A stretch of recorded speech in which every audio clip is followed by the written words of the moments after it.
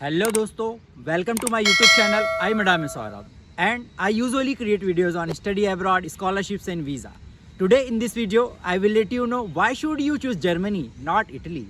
बहुत सारे ऐसे स्टूडेंट हैं जो इटली के लिए अप्लाई कर रहे हैं, सिर्फ इटली के लिए अप्लाई कर रहे हैं and because of its scholarship which is 100% scholarship, but उनको रिजल्ट में क्या मिल रहा है? Only visa rejections.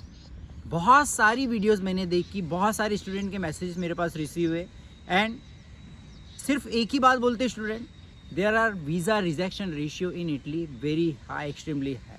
सो मैं आपके लिए एक नया ऑप्शन लेके आया हूँ जहाँ पे आप 100% स्कॉलरशिप बेसिस स्टडी कर सकते हैं और वो है जर्मनी।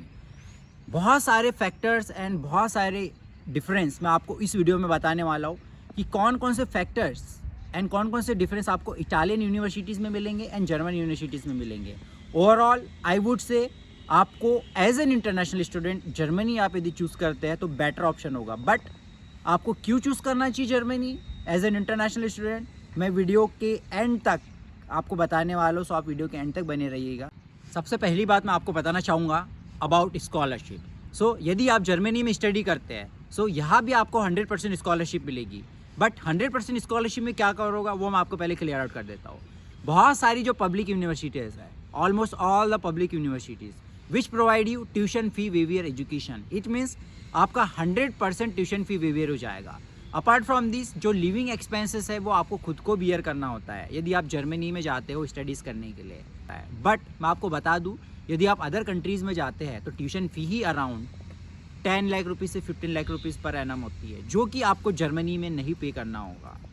सो मैं आपको बता रहा हूँ अगेन कि लिविंग एक्सपेंसेस आपको बियर करना होगा if you want to study in Germany. But बहुत सारी ऐसी स्कॉलरशिप्स भी है जहाँ पे आपको लिविंग एक्सपेंसेस भी बियर नहीं करना होता है, जहाँ पे लिविंग एक्सपेंसेस के लिए भी स्टाइपेंड आपको गवर्नमेंट प्रोवाइड करती है, जिसका नाम है DAAD scholarship. But dot scholarship में हाईली कंपटीशन होता है, हाईली कॉम्पिटिटिव स्कॉलरशिप है, प्रॉपर प्रोसेस होती है। बट इफ़ इन केस यदि आपको डाड स्कॉलरशिप नहीं भी मिलती है, DAAD scholarship basically masters program के लिए ही मिलती है। अब बात करते हैं duration of the scholarship. So in case of Germany आपको ये पहले ही पता चल जाता है कि आपको स्कॉलरशिप अवेल हुई है नहीं हुई है आपके वीज़ा अप्लाई करने से पहले ही। बहुत अच्छी बात है स्टूडेंट्स। यदि हम बात करते हैं इटली की, सो जो स्टूडेंट इटली के लिए स्कॉलरशिप अप्लाई कर रहे हैं, माना कि आपको वहाँ पे 100% स्कॉलरशिप मिलती है, जिसमें आपका ट्यूशन फ़ी वेवियर भी हो जाता है, आपको स्टाइपेंड भी अलग से इटालियन गवर्नमेंट आपको प्रोवाइड करती है for your living expenses.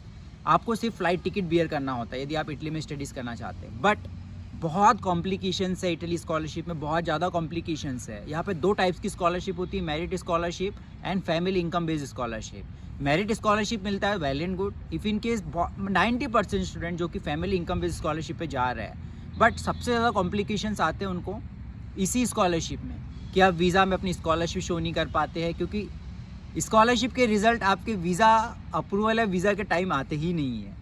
Visa approval के बाद भी ये कंफर्म नहीं हो पाता कि आपको स्कॉलरशिप मिली है या नहीं मिली है, कितना अमाउंट मिला है। जब तक आप इटली नहीं चले जाते तब तक आपको ये कंफर्म नहीं होता कि मुझे स्कॉलरशिप मिलेगी नहीं मिलेगी या कितनी मिली है। सो कौन सबसे बड़ा यही है जर्मनी एंड इटली में कि जर्मनी एक बेटर अपॉर्चुनिटी होगी इन पॉइंट ऑफ स्कॉलरशिप, क्योंकि आपको वीज़ा से पहले ही स्कॉलरशिप के रिज़ल्ट अनाउंस हो जाएंगे, पहले ही कंफर्म हो जाता है कि आपको स्कॉलरशिप कितनी मिली है, आपका ट्यूशन फ़ी वेवियर हुआ है नहीं हुआ है, आपको लिविंग एक्सपेंसेस खुद से बियर करने हो गए नहीं करने हो गए। और इटली की बात करते हैं तो इटली जाने के बाद भी हमको कंफर्म नहीं हो पाता, बहुत समय लगता है, बहुत कॉम्प्लिकेशंस आते हैं। So in point of scholarship मैं आपको बताना चाहूँगा आप जर्मनी चूज़ करो। अब बात करते हैं वीज़ा की। सो जर्मनी में जो वीज़ा रेशियो है वो 95% प्लस वीज़ा रेशियो से गाइस, एंड उसके पीछे बहुत सारे रीजंस जो कि डिपेंड करते हैं। सबसे पहला मैं रीज़न बताना चाहूँगा कि जर्मनी में आपको ब्लॉक अकाउंट शो करना होता है। ब्लॉक अकाउंट मीन्स आप सभी को पता है, और यदि नहीं पता है तो मैं आपको क्लियर आउट कर दूँ कि जो आपका अमाउंट है वो स्पेसिफिक ड्यूरेशन के लिए वो ब्लॉक कर देते हैं आपके बैंक में।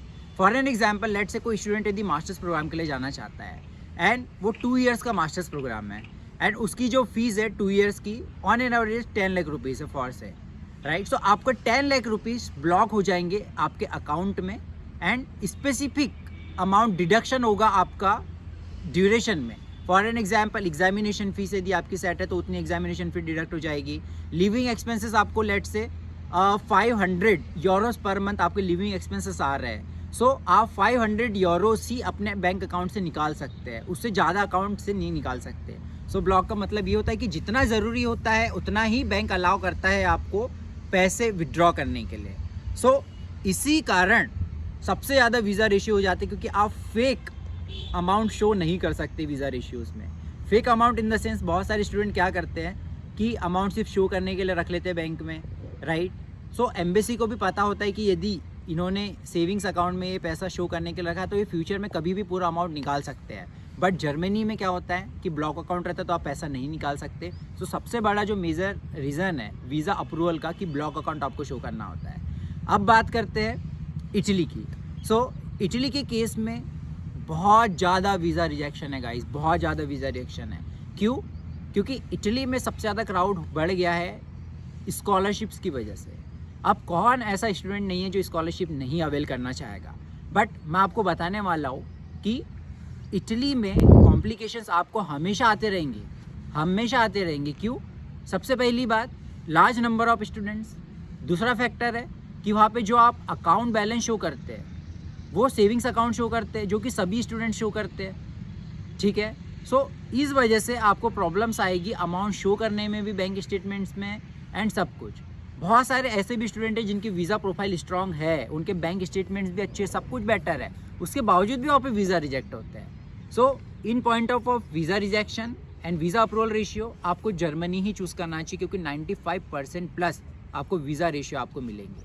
अब उसके अलावा बात करते हैं एडमिशन प्रोसेस की। So admission process are highly competitive in Germany and it is easy in Italy as compare to Germany. So यदि आप जर्मनी में एडमिशन लेना चाहते हैं सो आपको कुछ एग्जामिनेशन टेस्ट भी पास करना होता है।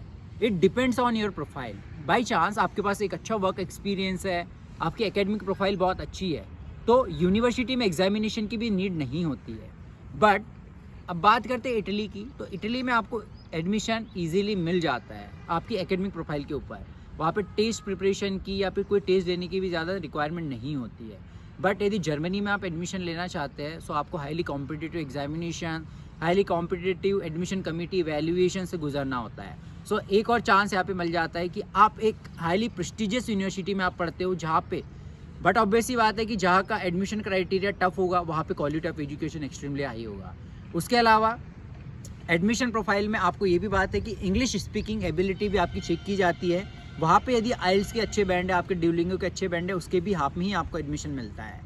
इफ़ इन केस यदि हम इटली की बात करते हैं तो आपको मीडियम ऑफ इंस्ट्रक्शन बेसिस पे भी आपका इजीली एडमिशन हो जाता है।